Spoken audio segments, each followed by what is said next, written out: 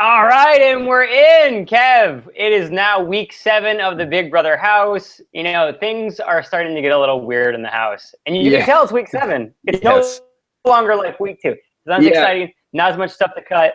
It's really interesting.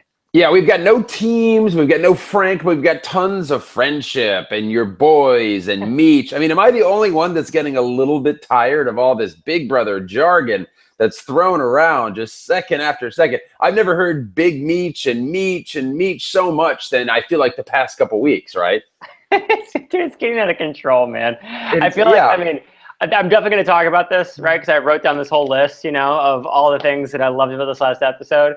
But it's definitely getting to that point where I feel like Big Brother is struggling to find storylines. So they're like, all right, we're going to find something. Focus on, oh, yeah, Natalie found a fly in the backyard. That's like a 6-minute segment. Like, it's like they're just struggling now. Yeah, absolutely. But we have Paul, who won the HOH, and he's got Bridget, and he's got Paulie, who chose to be a pawn up on the block. What were some of your favorite moments, Nick? Dude, I wrote down, I had some really interesting things that I noticed throughout this episode, things that I liked, things that I was like, this is kind of weird. You know, we'll see. So, all right, I'm going to start off the top here, all right? Number 1, Paul is still in the house. Like, this is so good. I called this from the beginning. Kev, again, I feel like we're a broken record here, but look, we said, look, there's those people that are so offensive to everybody right off the bat that if they survive past that initial hump, they're like, they keep, you know, their head low, and then they make friends. And look, speaking of friends, they have this whole thing, friendship. It sounds like My Little Pony, you know, with Paul and Paulie. It's crazy. Paul's in a great spot in this game right now because he seems like he's kind of Paulie's first, like his whatever, top lieutenant, his 1A. He's in a great spot. It seems like nobody's targeting him. No one's even thinking about Paul. All he's doing is just coming up with catchphrases and talking about friendship. But he's not actually a target in the house. I totally agree with you. He's just survived in advance, and now he's on no one's radar. And apparently he has a really strong jawline that was brought to our attention via Nicole. Thank you, Nicole. You know what here, Nick, I was going to bring this up, and I'd like you to react to this. We talked about this on our last episode, that they haven't shown any of the who wants to see my HOH room. This is the first one of the season. So there's got to be a reason why CBS is showing this. I'm wondering if they're trying to sway us to maybe like Paul more and more. Maybe Paul gets a care package. Maybe America does something to keep him in the house, right? There's got to be a reason why CBS is showing us Paul. Are they going to have him shave the beard? They want us to see what he looks like without the beard. There's got to be a reason, right? Kev, there is a reason, and I will tell you exactly what that reason is. All the house guests are so homesick, they're so bored, they're not coming up with great strategy anymore. They're just sitting around the house looking at flies in the backyard, and so they're like, CBS is in the cutting room. Oh my God, like, what are we going to do? We can't cut together any more your boy packages. We're going to have to, like, do something else. What are we going to do? HOH room. Boom. I forgot about that. That's right. We do that thing. Let's do that thing. Yeah. That's the answer. I guarantee it. I had all these conspiracy theories, and I think you just cut right to the chase. It's because they can't show us any more of Paul running around saying Big Meech and friendship. They'd rather show him in the HOH room. So that's probably it. That's, you know, it's some quote or whatever, but it's like the answer that is, you know, the quickest, that has the least amount of possibilities is normally the one that's actually it. Yes. I think that's it. I think that's probably it too. Okay, I'm gonna move on to number 2 here. So I have Paulie's haircut, and I wrote it down, nah, brah. I don't know, man. There's just something about it. Well, I live in Los Angeles, dude. I see these haircuts all the time on every individual. It's just like, I don't know. There's something about it, like like the pirate haircut. I don't know what it is, dude. I just can't jive with it. It's just, when I see it, I'm just like, no. Like, I don't know. That's so weird. I just don't like it. Nick, nobody likes the metrosexual pirate, which is, I think, what you're saying. I think it's confusing. It throws us off a little bit. You know, are you going to have a little parrot with the same haircut on your shoulder? I agree. You just don't really trust. There's a sale at Express. Did you hear? Yar. Exactly. Sure is. You just don't trust somebody with that haircut. I'm not sure why Paulie's doing it. They did this weird, like, Twinsies montage with him and Paul that was a little bit weird, that I almost wanted to take a shower afterwards, because it was this, like, single white female disturbing type of thing they all of a sudden showed us. But yeah, I agree. I'm not digging the haircut. It's very reminiscent of Frankie and Zach Rance. Zankie, do you remember this? Without I it do being remember like that. Yeah. I mean, it was so bromantic. They started cuddling. There's no cuddling yet, but I mean, we're kind of working up to it. Who knows? They're easing us into it right here. They're easing us in, and so yeah, another moment that I enjoyed, and I think Nick, when it gets boring in the house, turn the cameras on Christmas Corey and just let him run loose. Did you? Oh my God! Please go on. I wrote this down. This is so good. Just take it, Kev. The adoption story. I mean, poor Nicole, who just loves Corey to death. And Corey is just lost in this trance, staring, dreaming about his dog, talking about how his dog is the most. I mean, poor Nicole is just sitting there wanting a little bit of this attention that Corey is just, he's in the zone, focused on the trance, dreaming about the dog that he adopted.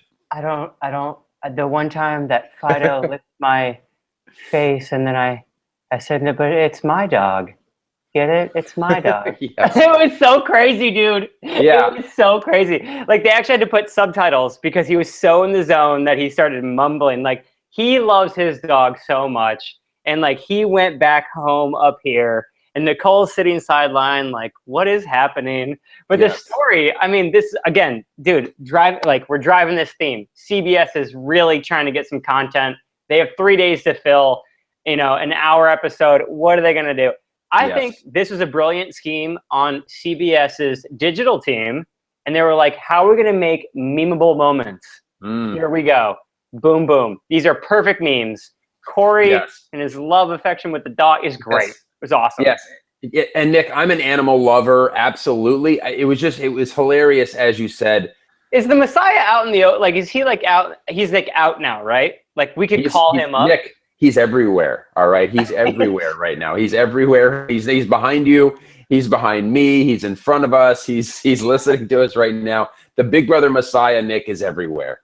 Let's ask our viewers who they want, who's out of the house right now, who they want us to interview. Like, who do they want on the show? Do you guys, who do we have here? We have the Messiah. We have Frank. We have Tiffany. We have Bronte. We have Glenn. Victor's back in the house now. We have Frank, actually, I was a little sad to see Frank go. I mean, every good season needs a villain, and I feel like he's as close to what we have as a villain. It was really compelling television. I was hoping he would find a way to hang around, but couldn't. I agree with that. And I think coming in, though, I mean, no matter what, like, coming back in as a veteran, you're always going to have, and I'm not even going to say it, target on your back. I'm not even going to say it, because every viewer has heard that so much. But when you come back in the house, people are already thinking of any reason possible to get you out. And if you're coming back as a vet, that is a great reason to get you out.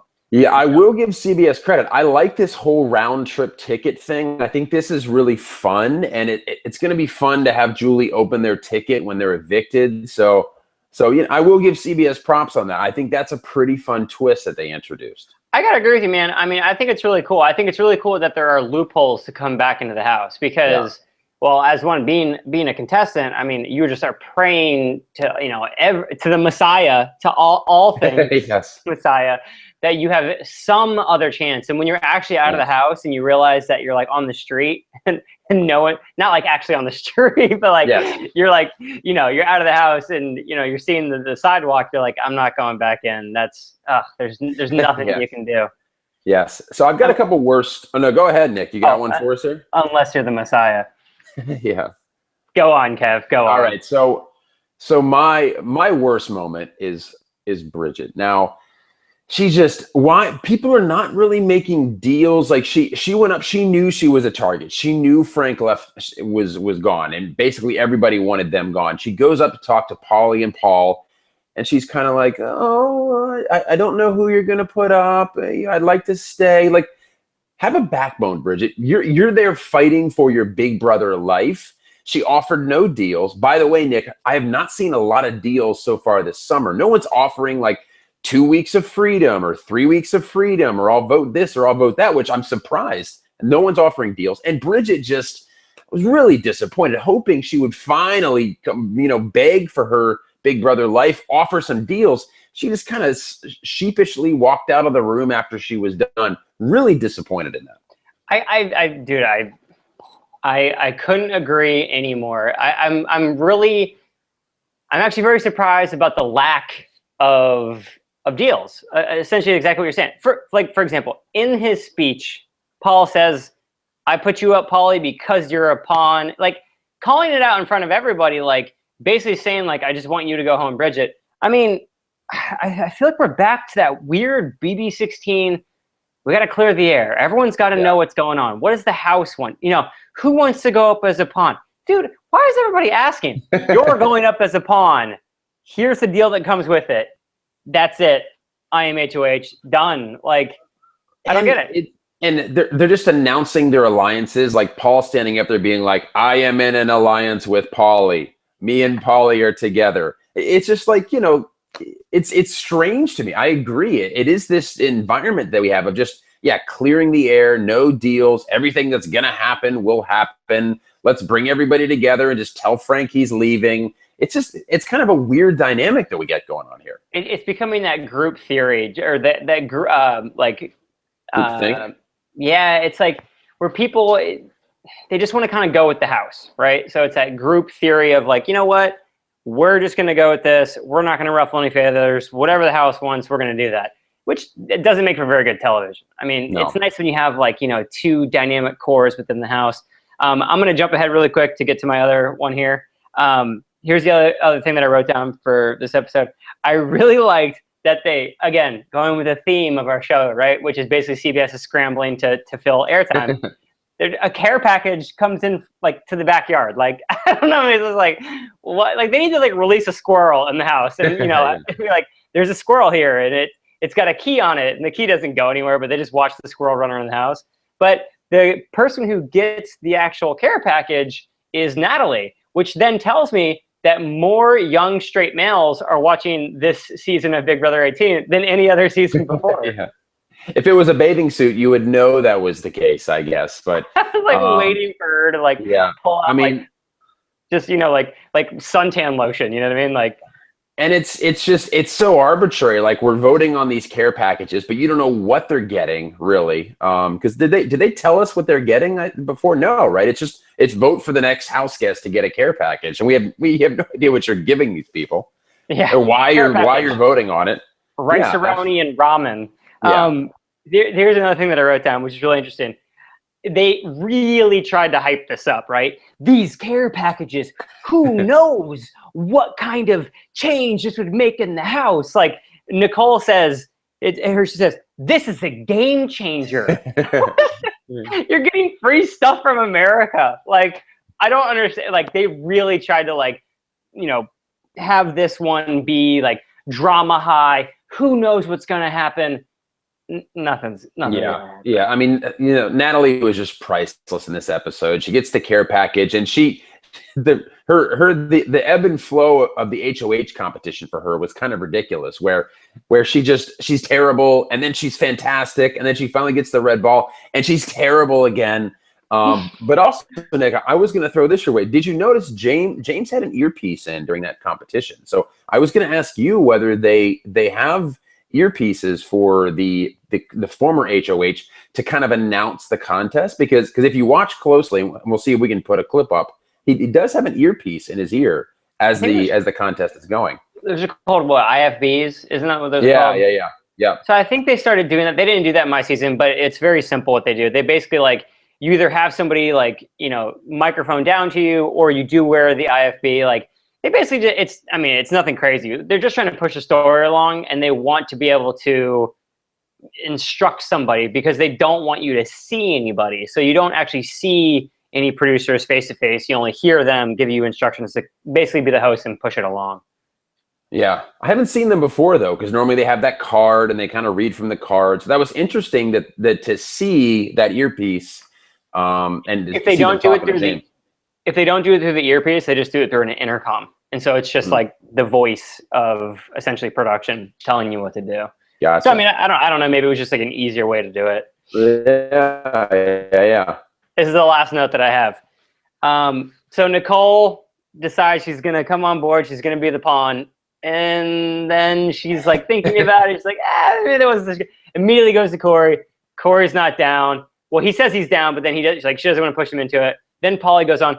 And then, like, she's in the room, in the HOH room, just, like, kind of, like, backpedaling. It's just a really bad look. I mean, it's probably not going to, like, you know, it's not detrimental, but it's, like, you almost, like, didn't need to weaken your trust level, you know, if there even is any in the house. But it just was, like, just bad look all the way around.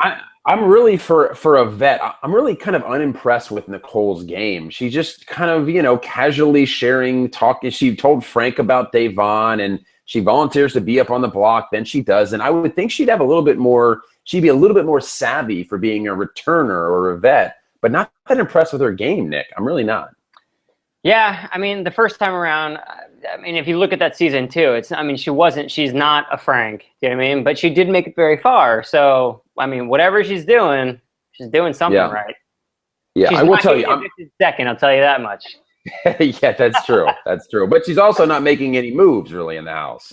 So I'm a little disappointed why Paul is targeting Bridget. I get it that he's not trying to make any waves, and he's just kind of doing the safe. He's playing the safe option here, wants to kind of be safe and kind of get somebody out of the house that's not going to make any waves. But I feel like Bridget could be a good asset to that side of the house. She's very loyal. She's not really a leader, more of a father.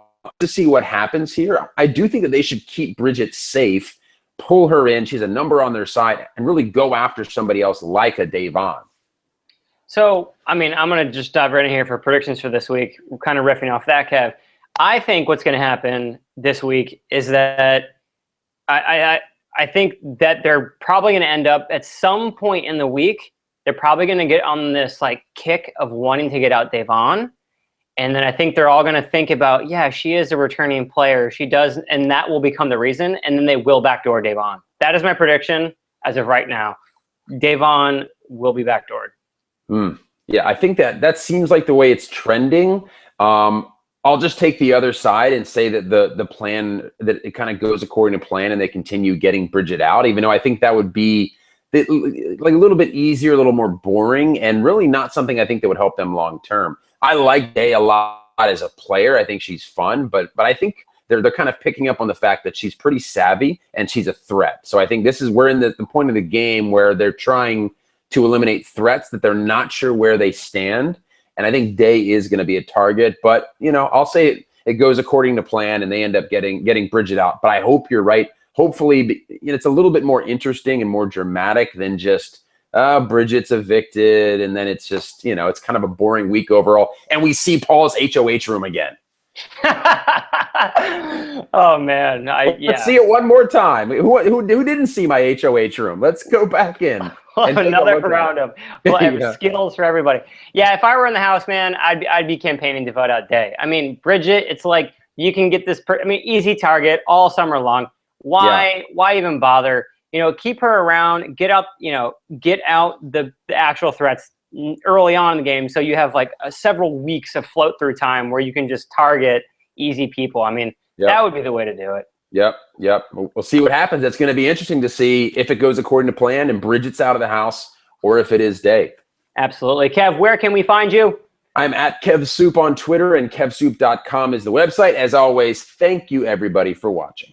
Absolutely. You guys can find me at Nick Uhas on Twitter. And don't forget to hit that subscribe button, which will be right here. We have new videos every week. And let us know in the comment section below who you would like for us to contact of the evicted house guests. We'll have them on just like how we had Vanessa on.